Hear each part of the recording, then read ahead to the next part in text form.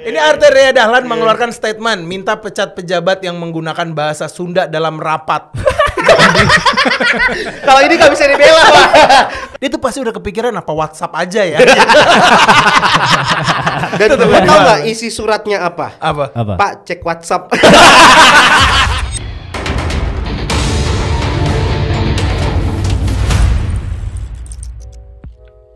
Selamat datang semua kembali lagi di Rahasia Negara. Ini adalah sebuah konten baru. Dimana kita berempat ini adalah 4 orang yang sangat mengerti rahasia negara, tapi kita tidak banget. bisa. Ya kan, ya bapak-bapak ya. Kita adalah ring 1. Ya. Jadi setiap informasi yang keluar dari mulut kita adalah informasi A1 ya. Betul. Nah, kalau kalian yang berita-berita ke politik yang kalian dengar di sosial media, kami udah tahu dari sebulan lalu. Pede banget lu tuh ya. Ini abis episode ini banyak teman-teman gue yang mulai kayak udah sukses ya. Kalau udah sukses kayaknya itu boleh lah pinjam duit lah. Di sini ada aku Muhammad Ronaldo, ada Duto, ada Reza Nangin, ada juga Gian Luigi. Bang Gian, jelasin. Ini sebenarnya konten apa sih? Tiba-tiba lo kita bikinin dulu. Jadi kita sebenarnya adalah ini adalah obrolan orang yang sebenarnya skeptis dengan politik. Benar. Ya. Karena kita semua adalah kacung oligarki. Jangan ngomong kayak gitu bang. Ntar teman gue ngira gue sukses beneran. Jangan. Kita tuh adalah sekumpulan anak muda idealis yang apatis, yang tapi kalau dikasih proyek boleh deh.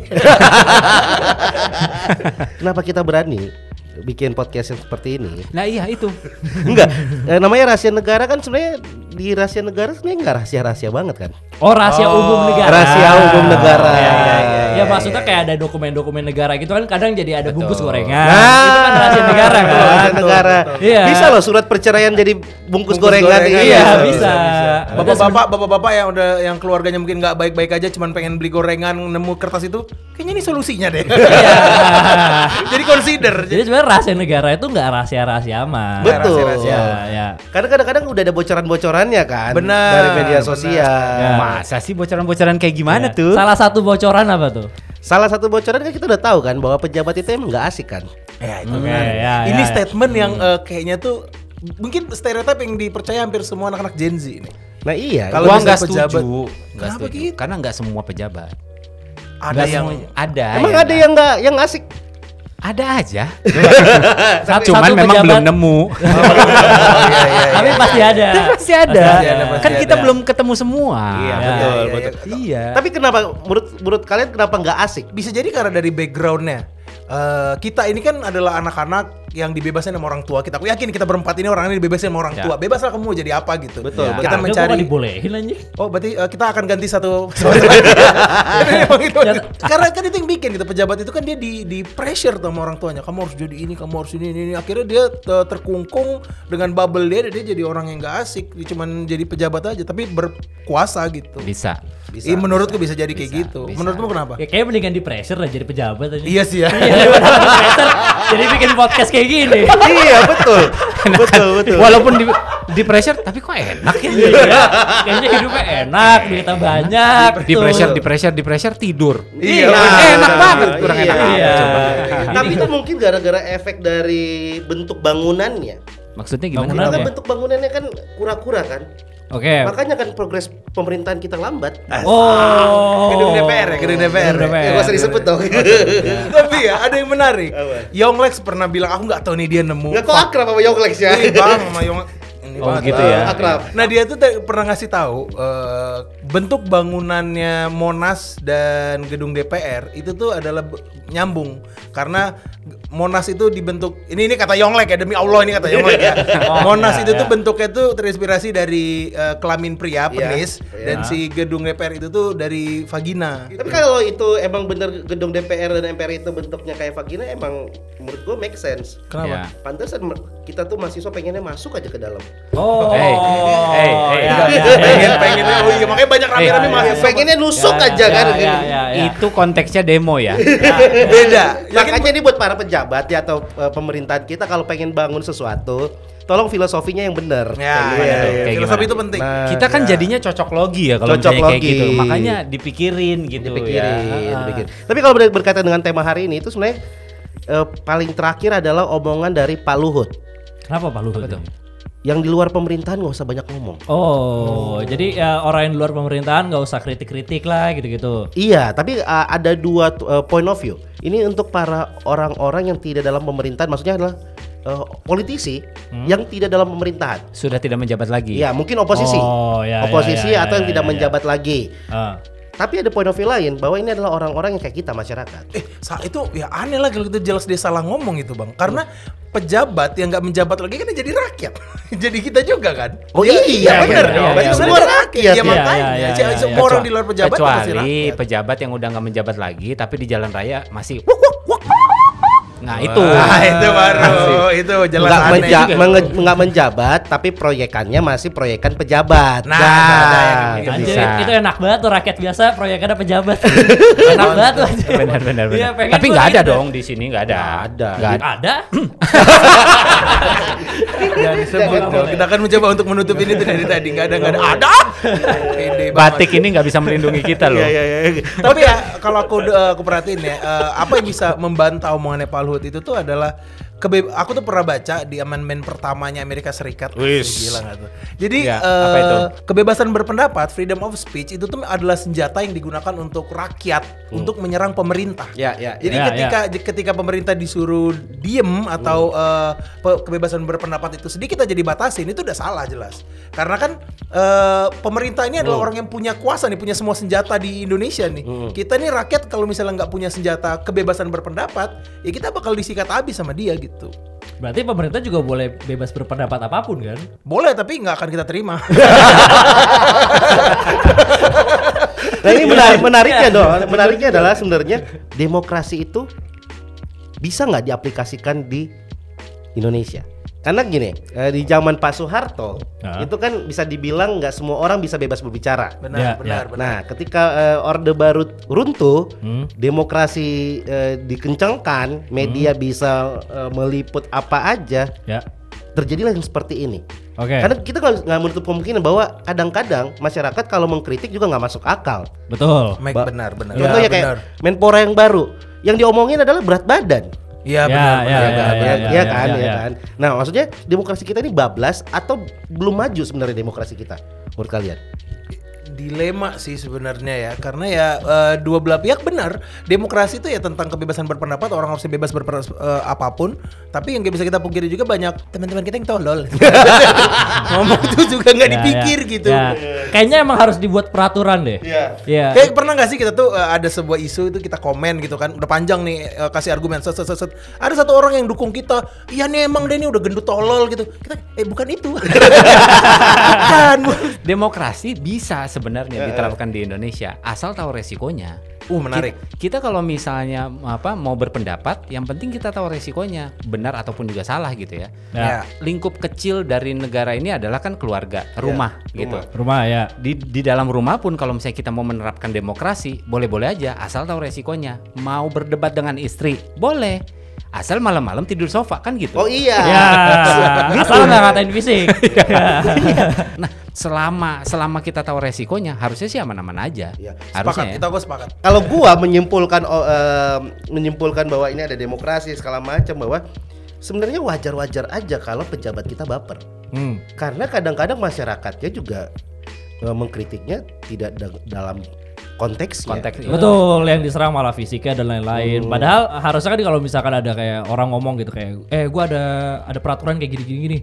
Yang diserang itu adalah peraturannya. Iya. Kenapa peraturan seperti itu? Bagaimana kok bisa terjadi peraturan seperti itu? Tapi kadang tuh yang diserang malah kayak, ini mah pasti korupsi ini anjing. Tapi aku cukup nggak sepakat dengan itu karena kalau kita pikir-pikir kan itu adalah risiko pekerjaannya para pejabat gitu. Para pejabat itu udah punya kekayaan, punya kekuasaan dan harta. Dia udah punya tiga-tiganya, harta, tata, wanita tuh si Hanya udah punya semua. Emang pejabat-pejabat dekat dengan wanita? Ngomong-ngomong soal Ya, kan pasti kan punya istri. Iya istri. Pasti kan punya istri. Tapi kalau punya istri doang nggak jadi privilege lah anjing. Iya benar kan 7. Tujuannya untuk keluarga sakinah mawaddah warahmah. Tapi intinya satu-satunya kenikmatan kita adalah mencela pejabat gitu. Jangan diambil juga. Iya sih. Tinggal itu Itu gua kenikmatan setuju. kita. Mereka tuh bisa liburan ke luar negeri. Kita tuh cuma bisa ngomongin udah cuma itu doang. Ya, Itu ya, aja ya, jangan ya. diambil gitu. Iya. Iya, itu setuju sih. Udah kayak gitu ya. Duit istilahnya mereka itu pun juga kan mendapatkan itu semua dari hasil yang pajak yang kita bayar. Ya. Terus ujung-ujungnya bilang pokoknya saya apa-apa tergantung ketum. Ya, Nah, benar. ya, Kayak ya, gitu, ya. benar. Kan benar. harusnya Bapak itu wakil rakyat dong. Ya, ya. Ya kan tergantung rakyat harusnya gitu Itu loh. adalah blunder-blunder para pejabat dan ini banyak sebenarnya blunder-blunder para Blunder-blunder ya, pejabat. oke. Kita coba bacain ya. Pasti sedikit dong. Ada Pasti berapa sedikit tuh? lah. nggak mungkin lah. 76. 76 aja itu seminggu lalu. Ya seminggu ini doang. 76 tuh. Minggu ini doang. Blunder Ada pertama. 76 blunder dan gua bakal ngomong secara acak. Yes, oke. Ini nomor 37. Oh diacak ini ya. Jadi di tengah pengumuman Cagup dan Cawagup Pilkada Sumbar 2020, Pak, Ibu Puan Maharani Ya. pernah berkata seperti ini. Masuk lah kalian. Enggak. Waduh. Tapi Makanya benar. blunder. Ya, apalagi ngomongnya di Sumatera. Iya. Oke, dia ngomong seperti ini. Ya. Semoga Sumatera Barat Ya. menjadi provinsi yang memang mendukung negara Pancasila. Oh. Dia ngomong seperti itu. Oke. Akhirnya pernyataan ini menjadi kontroversi karena ada anggapan bahwa Sumatera Barat Selama ini, gitu. selama ini tidak Pancasila. Oh. Karena PDIP kalah di daerah tersebut. Oh. ya. Oke. Oh berarti semua daerah yang PDIP kalah itu dia bilang nggak Pancasila. Iya. Apalagi daerah-daerah yang menang. Wah parah nih gak Pancasila gitu banget ya. Itu anggapan Bu Puan. Anggapan bukan Oke. anggapan kita. Bukan anggapan kita, anggapan Bu Puan. Mungkin asumsi, mungkin ya. Itu adalah momen di mana dia lagi pengen mengangkat Sumatera Barat sebenarnya karena dia lagi ada di situ. Betul. Ya, Nggak ya. mungkin tiba-tiba parah banget nih Sumbar nih.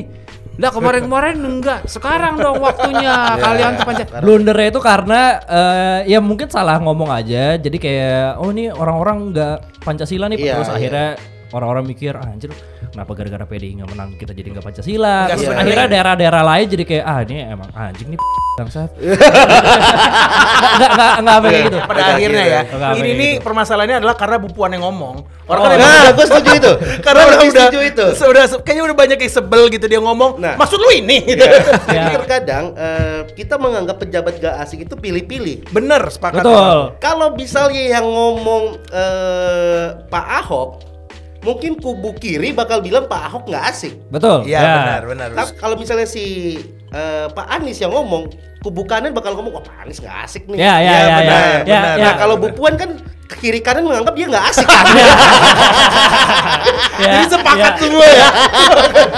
kayak lo punya gak sih kayak temen yang lo nggak suka nih, Iya. lo nggak suka. Jadi semua kata-kata yang dia keluarin tuh kayak lo nggak pernah setuju aja. Nah, iya, Iya, itu mungkin salah masyarakat. Iya, Salahnya salah di kita. Nah kalau misalnya teman-teman merasa nggak punya teman kayak yang dibilangin Duto, berarti kalian adalah orangnya.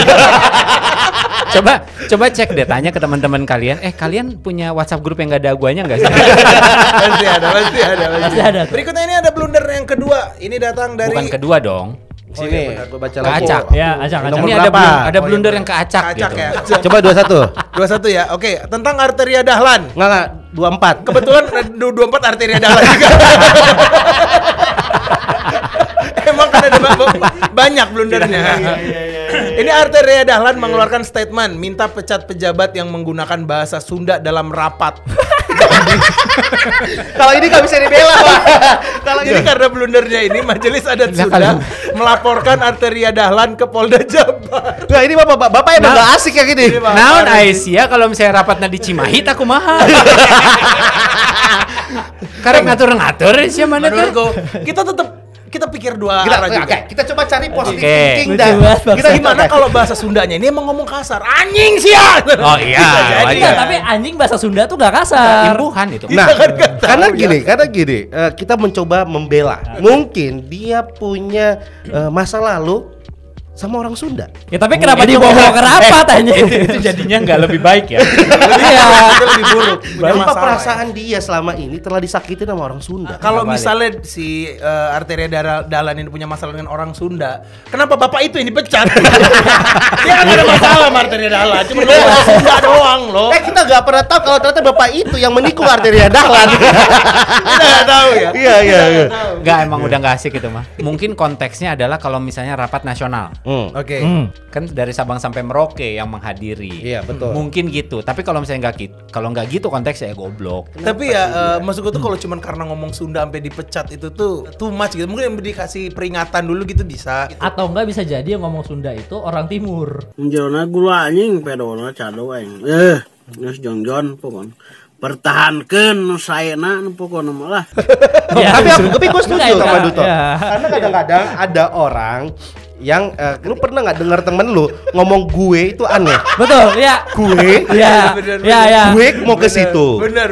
Lo, ya kan? Iya, Ya, bener. padahal kita tuh kayak misalkan ada orang daerah gitu, misalkan orang dari Jawa gitu ke Jakarta, kita tuh pengennya yaudah lu ngomong pakai bahasa lo aja, Santai aja gitu. Bahasa jangan Indonesia jangan aja memaksakan gitu, bahasa lo pakai bahasa situnya Ya. dan akhirnya malah jadi aneh. Jadi aneh atau Iya. jadi cringe gitu. Iya.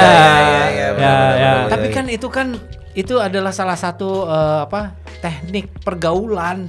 Kalau misalnya lagi ngumpul sama orang-orang daerah tertentu gitu ya. Ya. Misalnya nih Mingle ya, Iya, mingle. mingle. Enggak bakal aneh kalau dipaksakan. Misalnya ada orang timur ngomong logat Sunda, aing mau kemana?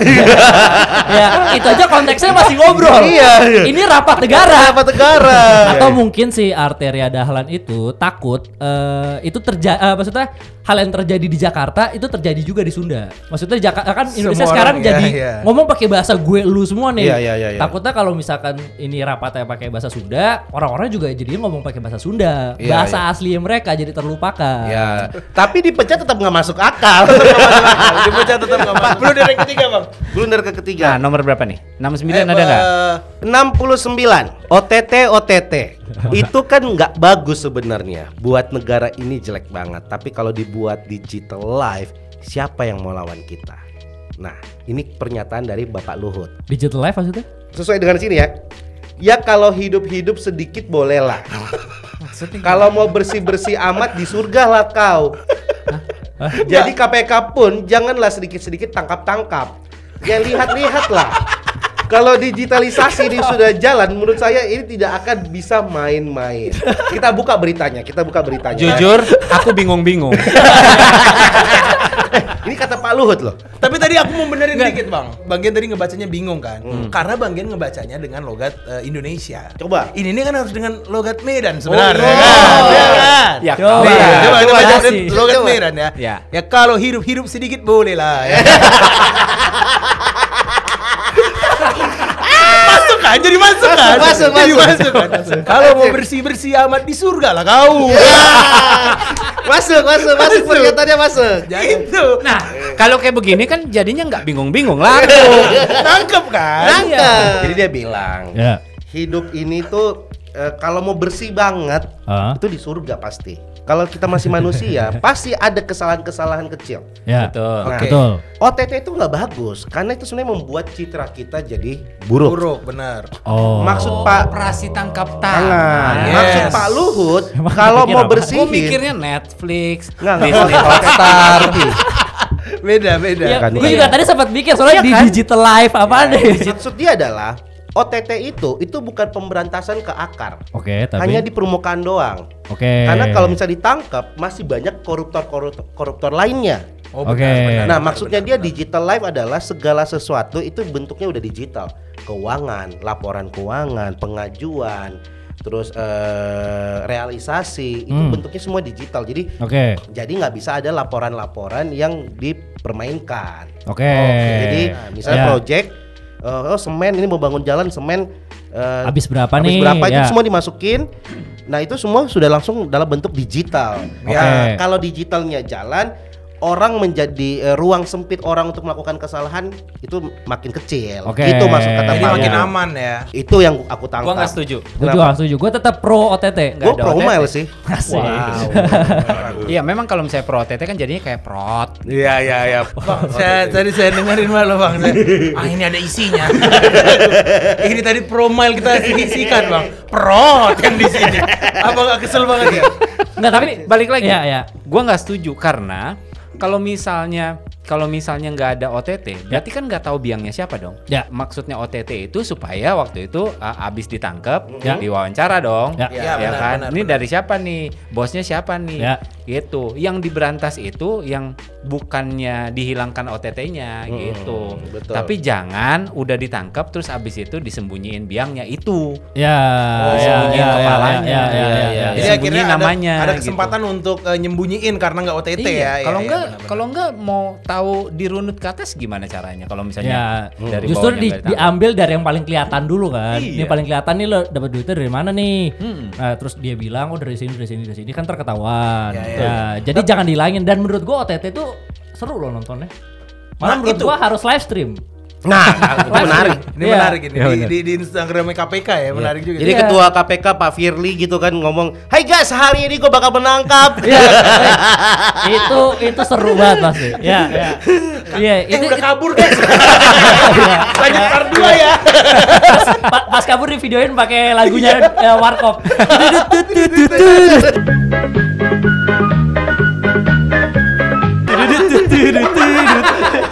Oh, mungkin kalau kayak gitu mungkin Pak Luhut bisa setuju. Iya. Karena bentuknya edukasi. Karena bentuknya Edukasi dan entertainment. Ya. Dan Kadang kita terbuka. semua akhirnya jadi kalau misalnya kayak gitu apa soundtracknya kita jadi pengen tahu kan, oh ini endingnya pasti ke pantai nih. Iya, iya. Ya, karena pasti akan ada adegan ketua KPK tuh mau ngambil teropong tapi jadi es krim. nanti ada tuh kayak orang yang korupsi kabur naik pesawat, pesawatnya mundur lagi. Dipanggil Iya. mundur lagi. Mungkin ya kenapa Pak Luhut juga bilang nggak usah OTT ya kan, karena ketika pejabat ditangkap malah dimasukin ke hotel bintang 5. Hotel bintang 5. Di dalam lapas kan ada. Ya kan lapas ada yang bisa dipesan. Nih, gua lapasnya pengen yang kayak gini gitu. Iya. Dan bahkan katanya lapas sekarang udah ada yang kerjasama langsung sama Agoda. Maksudnya kan adalah kita harus mengakui bahwa sistem hukum kita tuh belum berjalan rata. Ya. Takutnya di sini ketat, di bawah longgar. Betul. Ya. Itu dia, itu udah pasti. Makanya kita butuh OTT. Nah, tapi kan pas dimasukin ke dalam penjara ini ya beda lagi tuh nanti. Aku kirain itu sinetron loh, itu mereka Yang digerebek bagus itu ya. bener. Enggak itu asli, Pak. Asli. Asli itu. Goblok. Dan konon kabar ya di sebuah lapas di daerah Jawa Barat yang banyak koruptornya, napi koruptornya, itu di depannya ada perumahan dan beberapa rumah di sana itu dia dikontrakin, mereka ngontrak di sana, mereka sewa rumah di sana buat keluarganya. Hah? Iya, jadi misalnya si A nih di penjara. Maksudnya supaya keluarganya kalau misalnya pengen nengok nggak perlu jauh-jauh. Enggak, biar bapaknya bapaknya juga yang kesana. Iya. Gimana? Kok bapaknya yang kesana? Kan bapaknya di penjara. Iya, keluarga aja dong. Iya. Atau bisa juga kita positif thinking. Iya. Pak. Mungkin sebenarnya lapasnya itu di sini. Ini developer lagi bikin perumahan. Keterusan jadi ke develop. Penjara jadi rapi banget gitu kan, kita nggak tahu. Dan ada isu juga kadang-kadang kalau misalnya ada pejabat koruptor yang tiba-tiba sakit selama masa tahanan dan dia harus dirawat, Ya. itu sebenarnya adalah kamuflase untuk keluar dari lapas. Oh. Jadi ya, nanti ya. dia bakal ditaruh di rumah sakit, di ruangan VIP, dan di sana dia bermain laptop, bermain handphone. Tapi emang di dalam penjara nggak bisa kayak gitu? Di dalam penjara nggak bisa. Di kita nggak ada. Nggak ada. Di kita kan ketat penjaranya. Ketat banget Pak, dengan itu bersih banget punya kita. Ada hal yang tidak kondusif pun juga di negara ini, cuman pejabat nggak asik aja. Udah Cuma itu doang. Iya. Semuanya mah tetap bersih. Dan itu pun nggak- Ini sepakat kita bohong kan sebenarnya. Ya kan bukan cuma aku kan, takutnya tetap beneran. Coba berita terakhir. Terakhir. Anggota DPR termuda dari Partai Nasdem membuat kontroversi dengan meminta Kasat mengirimkan anggota TNI sebagai ajudannya. Dia minta Punya ajudan dari TNI. itu dari ada permennya tuh. Ada kan? Permen nomor 85 tahun 2014. Kita coba baca. Kalau boleh ya nggak apa-apa. Mungkin karena kan dia juga kan wanita kan. Ya. Kalau gua ya TNI jadi ajudan gua ngerasa orang paling aman di dunia inilah. Betul. Gua kan dilindungi sebagai negara, kayak negara. Ini gua semakin dilindungi. blunder. Ini Kenapa? semakin blunder. Dia Omongan bilang kita seperti barusan. ini. Perempuan berparas ayu ini mengaku sudah lama ingin meminta bantuan pengamanan dari TNI Oke. karena secara fisik dan mental siap untuk keadaan darurat. Lagi pula dia juga merasa terlalu sering merepotkan Kapolri, Jenderal Polisi Listio Sigit Prabowo, karena terus meminta bantuan dari kepolisian. Terkait banyaknya kasus masyarakat di Sulut yang saya kawal, saya merasa lebih nyaman kalau ini meminta bantuan. Tulisnya di akun Instagram, tapi permintaan itu pun secara tegas ditolak TNI AD sehingga Brigita kembali mengirim surat untuk membatalkan permohonan. Jadi point of view-ku dulu, aku membela. Oke. Membela Brigita. Iya, aku Jadi juga loh. gini, dia itu kan anggota DPR. Betul. Dia harus turun ke masyarakat. Betul. Betul. Dan ketika turun dia butuh pengamanan. Jika suatu hari atau suatu saat terjadi suatu hal yang tidak diinginkan. Misal begal payudara. Enggak sana Ada tadi di ada sana. berita. Ada, Ada benar. Lagi rame Ada, kan? ada. Tapi Itu. begal biasa juga ada. Iya, ada. Kenapa nggak itu yang lo pikirin Iya, begal biasa? iya, betul. Iya. Dan dia sudah terlalu sering merepotkan Kapolri kan, iya kan. Betul. Tapi kok sering ya? Tapi bener, gue setuju sama Hillary. Maksudnya kalau misalnya dijaga ya, ada TNI yang sebagai ajudannya dia, itu kan sangat spesial dan sangat aman sekali kan. Iya, betul. Itu kan bagaikan dia itu dijaga seperti daerah konflik. Iya. Kayak Gaza, Iya. Afghanistan. Karena kalau anggota DPR kita kenapa-napa, siapa yang mewakilin suara kita lagi? Wah benar, itu benar banget. Enggak, gua enggak masuk sepakat akal. nggak? Maksudnya gini, yang jadi yang gua bingung tuh kenapa dia pertama kali mintanya tuh ke Kapolri. Maksudnya kan pasti Kapolri punya anak buah kan? Iya, harusnya kan ke 112 dulu lah paling Iya. nggak, gitu kan. Dan karena dia ngerasa gua ngerepotin Kapolri nih, gua minta TNI aja kalau gitu. Iya kan? Dia mintanya ke Kasat lagi. Iya. Pak, maksudnya bener sih. Karena gue yakin nih, gue curiga kalau misalnya TNI Kasat tidak mau juga, dia bakal ngirim surat ke Pak Jokowi. Iya, kayak gitu. Pak temenin Iya. dong ke Ganjil. Suratnya cuma itu doang. Dia minta pas pampres untuk nemenin dia. iya. Iya. Tapi ya tebakanku ya, bahkan kayaknya sebelum dia memikirkan untuk ngirim surat resmi ini, dia tuh pasti udah kepikiran apa WhatsApp aja ya. Sebenarnya udah di WhatsApp, cuman masih centang satu. Dan tahu nggak isi suratnya apa? Apa? Apa? Pak, cek WhatsApp. Goblok. Kesel banget ya lo itu. Yaudah itu kita langsung ke kesimpulan. Pejabat nggak asik, sepakat apa enggak? Nggak semua. Nggak Iya. semua. Semua. tetap. Ada yang asik, ada yang asik. Semua. Menurut gua sekarang ya. Enggak, kalau menurut gua Anjing, sekarang kalau dari yang ditampilkan ya, Giring itu salah satu pejabat yang asik. Iya, sekarang Iya. tuh terlihat malah Iya. jadi Ya, asik. kalau nih, gua Mas. ngeliat ya. Ya, kalau menurut gua tuh kesimpulan gua bahwa pejabat gak asik, media gak asik, masyarakat gak asik. Kalau gua Giring tetap nggak asik lo dengan postingan dia yang terakhir itu, yang postingan Panji.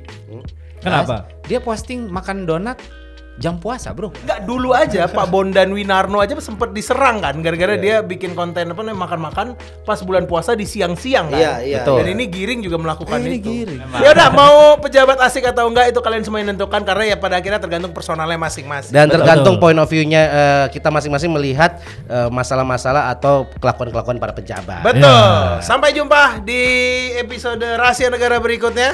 Karena sebenarnya yang kita omongin nggak rahasia-rahasia, Bang. Kita semua sudah tahu. Bye-bye.